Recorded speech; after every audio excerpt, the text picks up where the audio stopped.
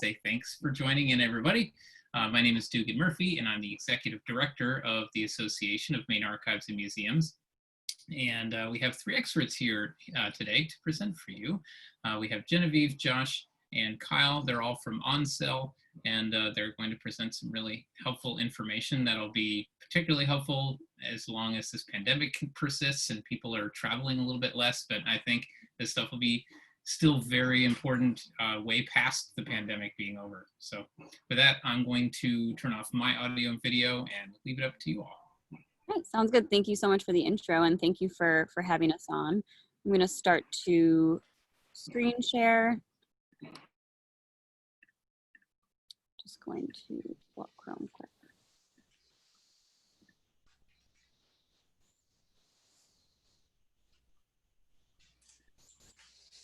All right.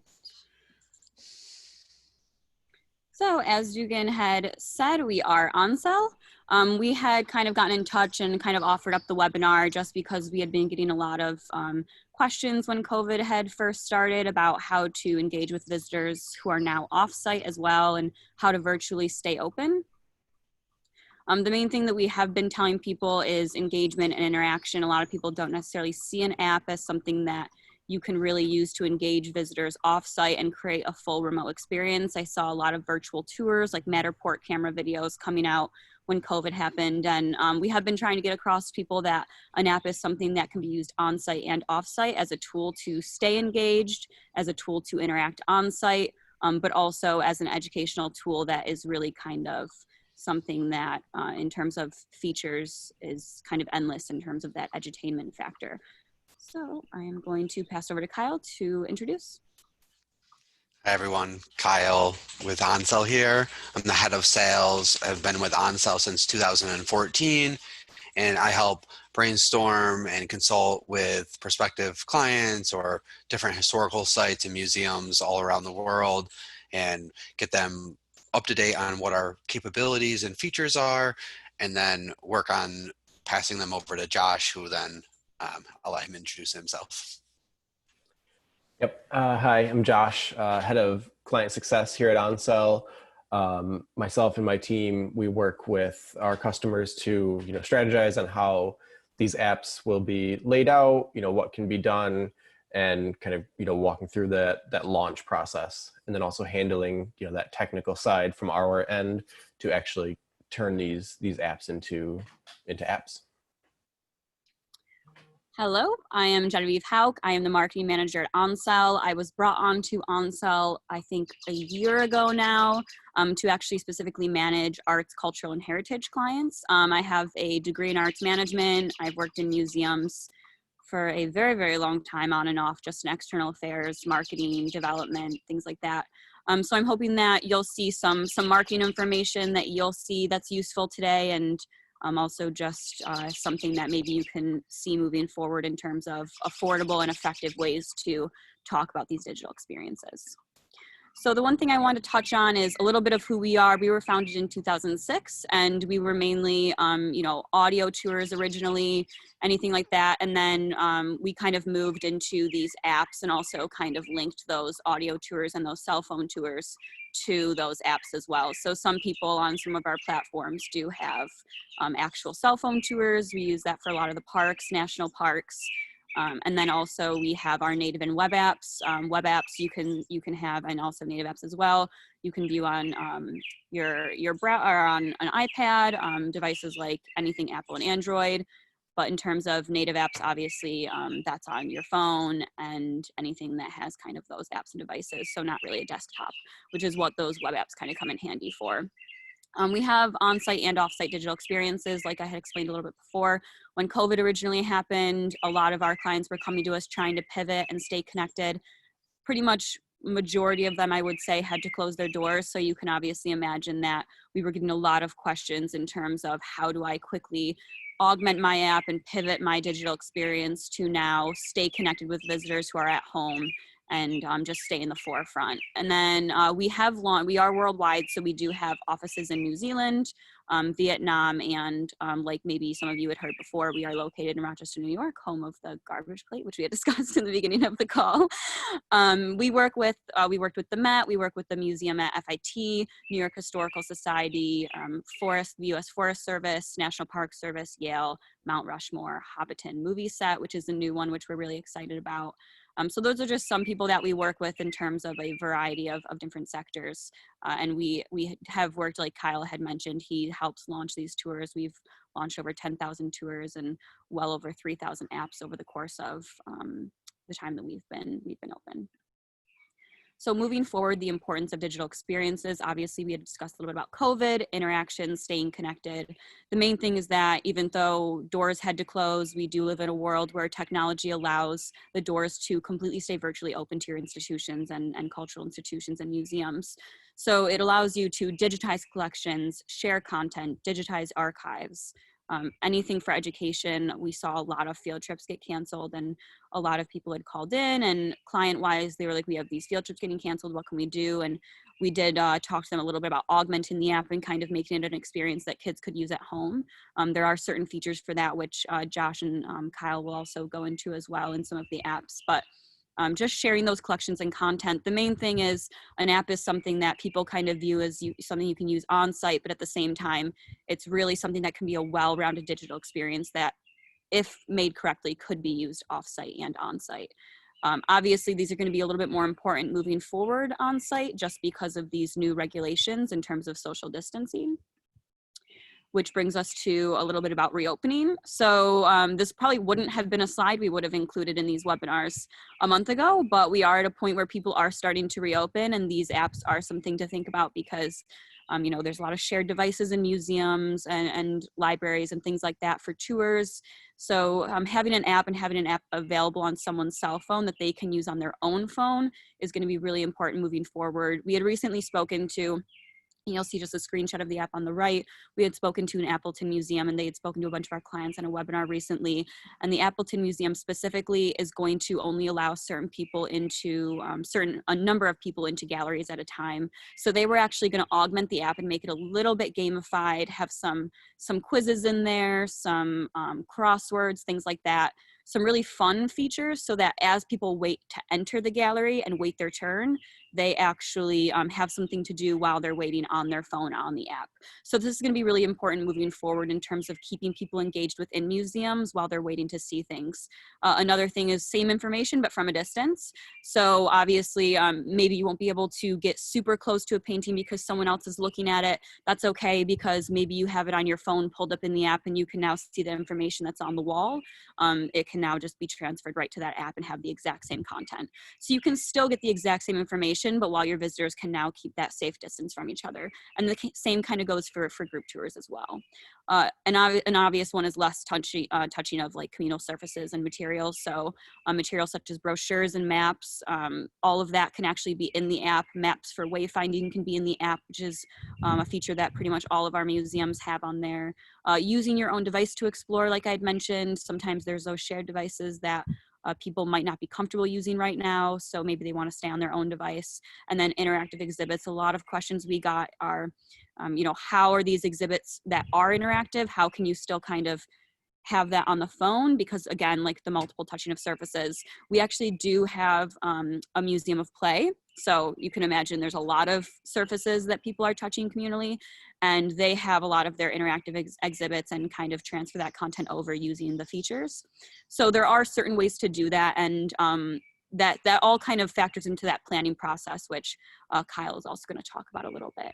So I'm going to hand it over to him to talk about how to make that experience engaging, go over some of those features, and then also discuss content and how to pull that. Again, everyone. So as you all know, and why you work where you do, your stories and the history and the information that you have to share is very engaging, and you have lots of information and short amount of time to get it across to people when they come and visit, or as you've seen over the past couple months, maybe virtually visiting. So as we reopen, it's kind of tailoring these experiences to people and what life's going to be like going forward. So as Genevieve said, planning to have people waiting, and not have as many people in certain rooms as you were before, or timing group tours to go through in a certain way and not as a self-guided free-for-all as maybe it was before. You're able to layer in these different experiences or features through surveys, badges, maps for wayfinding. So you can use Google Maps and Apple Maps for outdoors, or you can upload floor layouts and really show people exactly where they are inside the museum and coordinate based on what the room layout is and where different landmarks or exhibits are inside. And then engaging through video and quizzes adds extra layers and interactivity. So we've seen a lot of different video techniques being used, from virtual reality and walking through the museum, or, I'm sure a lot of you have been using either Facebook or your social media and you doing videos there. So reusing those, putting those into a new tour path inside of an app or onto your website, repurposing this content that you're using and creating. And then you can add in quizzes and badges to make more kind of gamification out of these digital games and apps. So it's really a great experience and way to dive deeper, allow them to stay entertained and then educated, or through that edutainment, if you will, process of really making sure that you're staying involved with them, you're staying interactive, but dealing with social distancing and going through the crisis and the pandemic. Everybody's going to be in a different stage, in a different phase. So making sure that you're abiding by everybody's personal feelings and taking that into account of what certain people being comfortable doing certain things. So making more options available is going to be a really important thing going forward.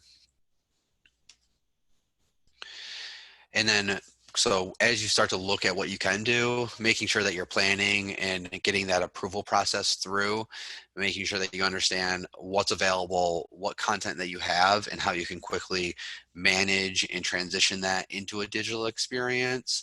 If you have to go and create more content, making sure that you have a timeline and planning that out so you have realistic goals in place of when you want these experiences to be live and launched, or when you want to be able to start promoting them to the public. A lot of that is going to come into play with reopening and guidelines from the state. So it's here to be flexible, and you can make changes anytime that you want inside of an app. So you have access yourselves to move around pictures and images or add in new stops and exhibits. And then as your content gathering, if you do have a tour set up as a more virtual tour to begin with and transitioning into reopening and social distance tours, you can continuously add those into the management system and into the app builder. So it really allows for a lot of flexibility for yourself and your team, whether you're working from home or you're allowed to go into the museum and gather more content. And you can either record audio or create new videos or reuse any information that you've already had in the past. So I want to pass it over to Josh to start us off looking into some examples here now. Yeah, thanks, Kyle. So the first example we have here is the Chicago Institute of Art. And we like this app because it can be used both on and off site. When on site, it's great for accessibility with the mapping that they have, but also when off site, those same maps, can give kind of that virtual experience to make the visitor feel, like you are actually, at the galleries. And then when on site, again, some of that wayfinding features that are available. They have something else. They have an essentials tour, which is really nice. Gives a quick kind of highlight tour of their key works of art, using audio, images, and that interactive mapping as we touched upon. And then they also have ticket purchasing right here within the app. So really easy to access a bunch of different aspects of the museum through the app. The Walt Disney Family Museum is another one. This app, in terms of accessibility, and well, overall the app is great, but accessibility is really their kind of key feature and what's at the forefront. So they have an accessibility tour, which includes an ASL tour for hearing impaired visitors, an audio described tour for visually impaired visitors, and then also a social narrative for anyone on the autism spectrum. It really lays out, exactly what you're going to experience when you enter the museum. And then, some other tours that they have their main gallery tour, which just really kind of walks through, all of their galleries.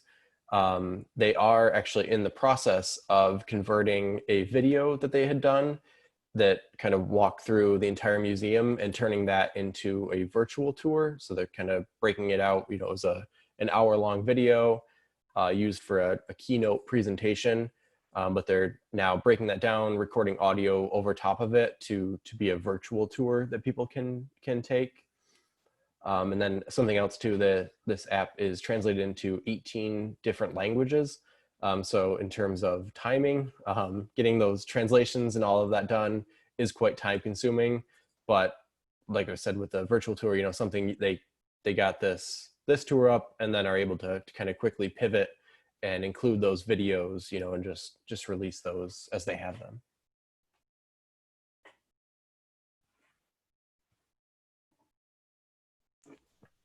And then I'm going to turn it back over to Kyle to talk about some augmented reality options. Hi again. Yeah, so instead of an actual specific museum here, this is really just a feature or new capability that a lot of museums, retail or establishments, historic sites are taking advantage of. And it is a bit more time consuming. It usually involves outsourcing to a professional content developer who is specialized in augmented reality or virtual reality. But it is very interactive. As you can see from this screenshot here, from your phone, you're able to pop up a video or an interactive image of anything that you really desire. Here's a T-Rex inside somebody's kitchen and pops up on their countertop.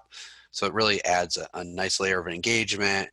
It can be really part of a game or just part of general entertainment to keep people interactive more and engaged throughout your storytelling process. And as you can see, it can be used on-site or off-site.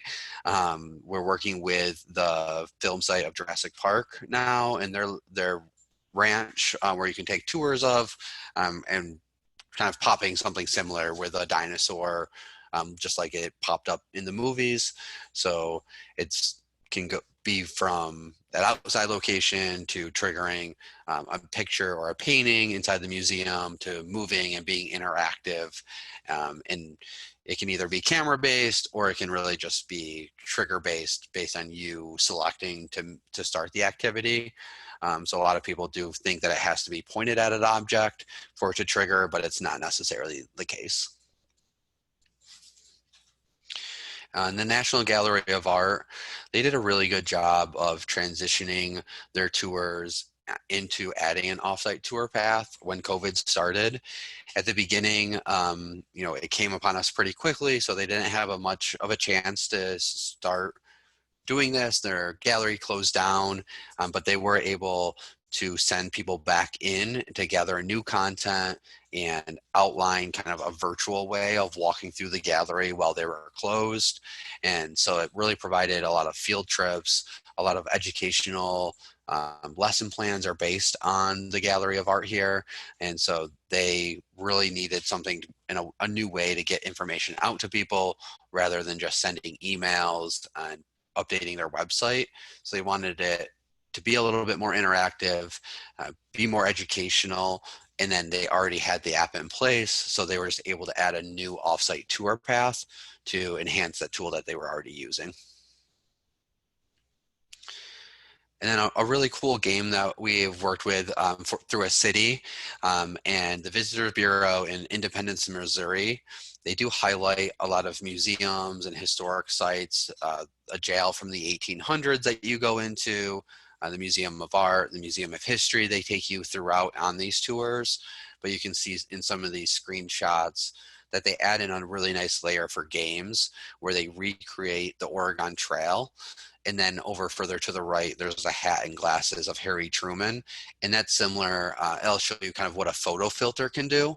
So you can customize putting in or layering in items, and then that black screen that you see in the background, that would actually be where somebody's photo or their camera would take place. So you could pull up in the selfie mode, and I could take a picture of myself with the hat and glasses on, or I can take a picture of anybody in the group that I'm with. They do another one where it's the jailhouse bars. You can no longer actually go inside the jail cell. So they were able to create the bars, and then you take a picture of yourself behind the bars. So it gets a little bit more interactive. You would try and take advantage of the capabilities that smartphones and cell phones have now, and just rely on those to not have to recreate the wheel or make it too hard or too costly for you to make these experiences for yourselves and your guests. So happy to kind of brainstorm ideas, what works inside your museums, or take ideas from some of these examples that you've seen us share with you and go through them a little bit further and relate them to how you guys work at your location.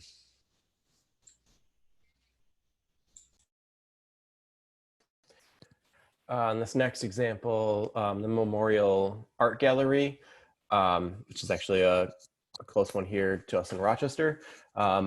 They have in their app, they have almost their entire collection. So it's almost 600 different pieces of art that each have, their audio description of it, some information about the artist, various pieces of information related to the history and everything like that. And then also included in there are their current exhibitions. So, something that can easily be rotated in and out, which right now, is pretty stagnant. So, it just kind of has that entire collection. Their grounds, so they do have, outdoor exhibits. They also have this poetry walk and the story walk. So something now, as reopening is happening, something that can be really great to use as people are able to tour, kind of those outdoor exhibits. Makes a really great and easy educational tool for, students who would have been on field trips here, could be, sent to them as a link. They can still access all of these collections and have that at their fingertips. Uploading, all of those does take some time. They, 600 pieces of art, all of those different galleries, takes a bit of time to get those digitized and uploaded. The other thing about this too, the favorites page. So they have the ability to kind of curate their own tour. So if you're viewing it offsite, you can, go through the collection, click on your favorite pieces, save those to a page. And then when you're actually able to enter the gallery again, you can, have kind of that curated tour ready for you with all of those different pieces of art that you want to visit.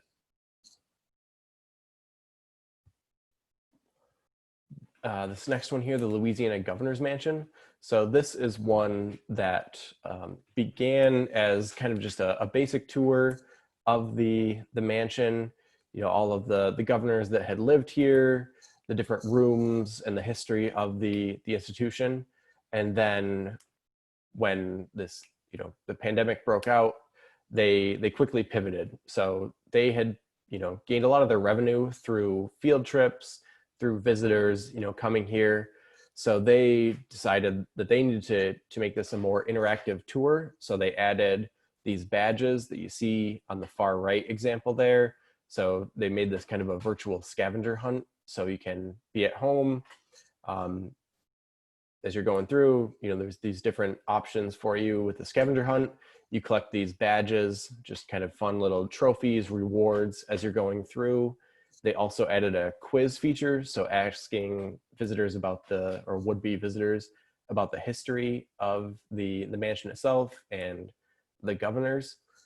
And then something they also did, they switched this from a free tour to a paid tour. So where it was free, coming on site, you had the link, you could access all this content. They now charge $5 for it. And part of the reason they, implemented these gamified features was, they knew they needed to make it a little bit more interactive in order to charge for it and gain some of that revenue back. And this next slide just kind of shows, some of what they have on their website here about that charging for that tour. It's a tried and true method of gaining some revenue back. The trick is, of course, finding that right price. So $5, they felt right for their visitors. So everybody kind of with that admission fee would be different. You know your visitors best of all. So how much, is the tour worth to them? What would they pay for it to help out in this time? All right, so just going into some marketing examples, some of the app examples that we did go over are some of our clients, some are not. We did want to show a variety of examples and different features and things that you could do and what other people have done. But I did want to go over marketing, and I didn't want to talk about these really large campaigns that cost thousands of dollars because obviously resources are limited right now, time is limited. So we wanted to just talk about a few ways you could do it affordably and effectively, and in many cases, sometimes just free. So some of that would be social media, just pinning posts. A lot of times we tell people Facebook and Twitter, post something about your virtual tour or your digital experience on social media and then pin it up at the very top while COVID's going on, while you're closed. That way, anyone who's coming to your site are probably looking for direct information related to you, and that's the first thing they're going to see. A website promotion such as blogs. I'll show you another website promotion that we'll go over from the National Gallery of Art and a Governor Museum as well. And that's just something that has it right on the front of their website about their app. And then media, so press releases and articles, newsletters. Everyone, I'm assuming, has probably some type of newsletter list or email list to send email campaigns. You then have on-site signage, promo cards, brochures, but actual signage on-site. So if you do have an app, we normally suggest you want a greener option, an option where people won't be touching brochures and promo cards and things like that, is to just have it located throughout your institution, like metal signs or other types of signage just throughout so that people can download. So one other thing I wanted to mention on here actually is also community outreach. I wanted to mention this specifically for field trips. A lot of institutions, like we had mentioned, field trips have been canceled. So we have been telling people also go to where your audiences are. If you know field trips have been canceled, go to institutions, go to schools. If, a lot of art students are home right now without the ability to actually be in school doing the art or seeing these institutions again. So reach out to colleges that have art programs. If you're an arts institution, anything like that can help. So it's also about knowing where your audiences are, whether that's on Facebook groups, Twitter, or actual places like schools. So going through, we have just a news article and quick COVID web promotion. So the Governor Museum here, they actually are specifically a client, and I wanted to mention that because they actually did send this directly to us. We had actually seen this recently, and they did say that they had a spike in usage, but they were an app that was created prior to COVID. They had no idea this was going to happen. They had absolutely no idea that they were going to have to actually shut their doors. So they had called us and they were super happy that they created the tour because, as you can see, the front page on their website is basically that they're closed, but virtually they're open and you can still tour the museum on a smartphone or tablet. They also did get picked up on by the local media. So you can see this article on the right here. It's just an article about them during the COVID shutdown and how you can still tour the museum. Once this was all released, they had seen a large spike in usage. So again, just sending out those promotions and talking to your local media is something that can kind of help promote as well for free. And then, like I mentioned, National Gallery of Art, another COVID web promotion. They had said, we're closed. This is first page of their website. Same with the Governor Museum I just showed. Front page, very top is we're closed, but here's all the ways that you can essentially still interact with the museum and still see virtual tours of current exhibitions, in-depth highlights of the collection, audio and video recordings of lectures by artists and curators. We also do tell people in terms of in-house content, if you don't want to create content outsourcing, that's totally fine, because chances are your artists and curators and anyone who works at the museum staff-wise knows the institution best anyway. So normally what we tell people is have those artists and curators create recordings of lectures or talking about their favorite piece of art, which is kind of what the National Gallery of Art did here, and then put that within the app. And that's how that you're going to take an app and turn it into a well-rounded digital experience. So St. Louis Public Library, just some social media, and again, a blog post from them. They see 2.8 million visitors a year. So they're kind of, and obviously though, a lot of that, it's all free, those visitors coming in. So they aren't really missing out on the admission revenue, but they are, missing out on people being able to actually see what their institution has to offer. So they had created this virtual tour again prior to COVID. And this tour specifically is kind of like an architectural tour throughout the institution, throughout the library. And they only had tours prior to this 2 days a week by just 2 docents.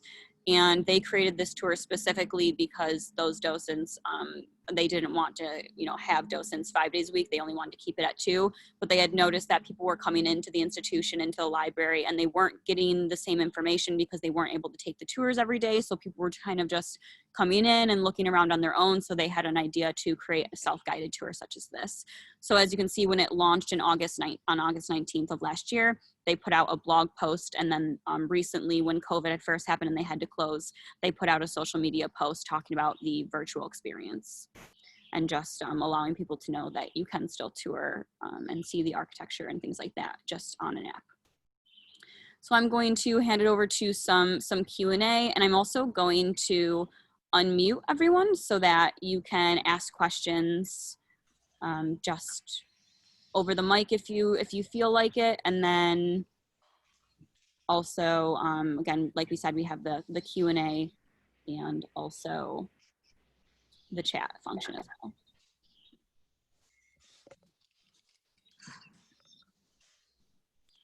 Sure. I think I can actually share my screen and show you how easy it is quickly and skill level to get something up and running. And what was that question, Kyle, from? Oh, the chat. They can you talk to the effort and skill level to get something usable?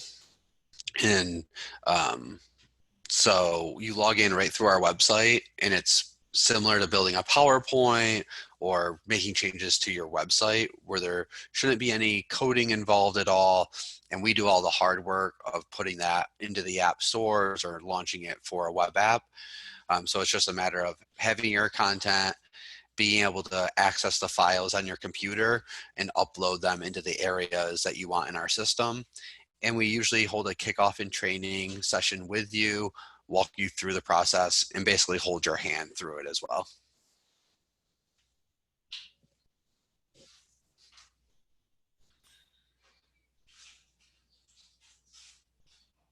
Another question came through, can you connect to existing digital sites? So you can connect and link out or external link to anything that's already out there, whether that's a website, a Facebook page, or another app. And what's nice is we do have the capability of building apps within themselves.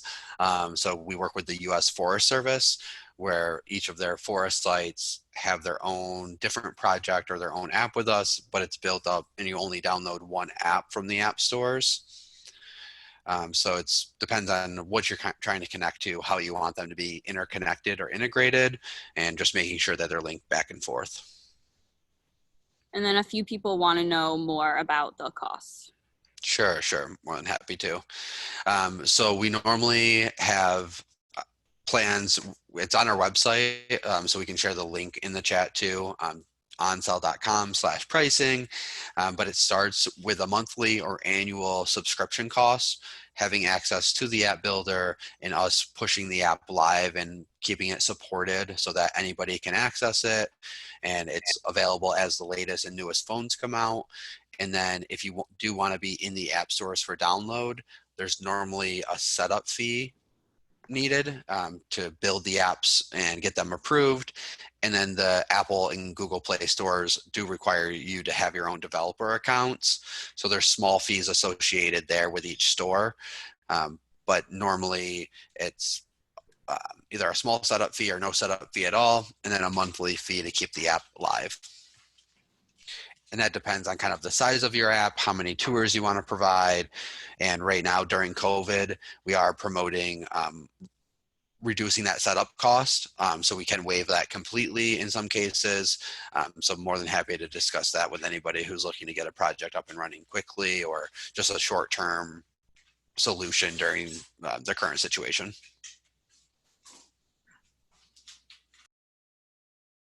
All right, any other questions? Looks like we have something come through. Is there a sandbox version developers can tinker with?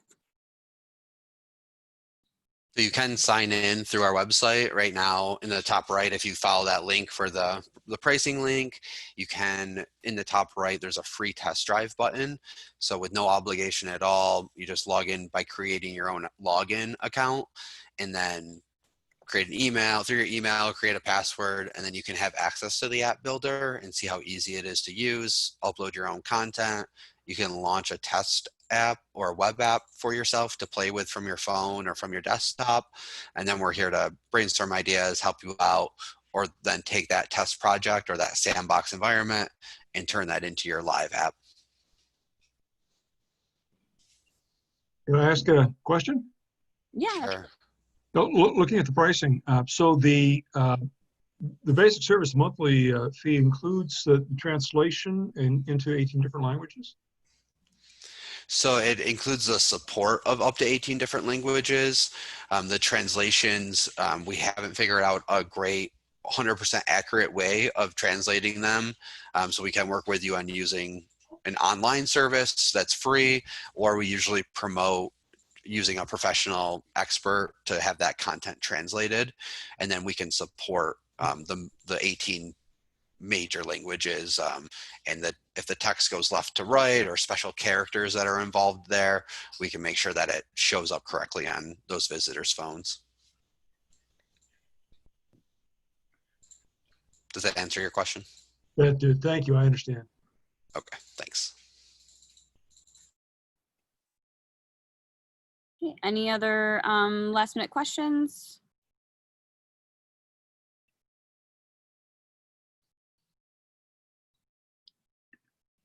Okay. I'm not seeing anything come through. So thank you so much, Dugan, for having us on. And any questions, I put the email info@onsell.com in the chat. So any questions about apps or digital experiences, what might work for your organization or the size of your organization, more pricing questions, feel free to send them over that way. Kyle will receive all of those and can answer those accordingly. But it was great to be able to just share a little bit of our expertise and kind of what we've seen people do. Again, it's not saying that we're the only option, but we did want to show you a little bit of what people have done and what we've seen our clients do that have worked really well for them. Thank you much. Thank you so much for presenting today. Thank you. Thanks, Dugan. Thanks, everyone.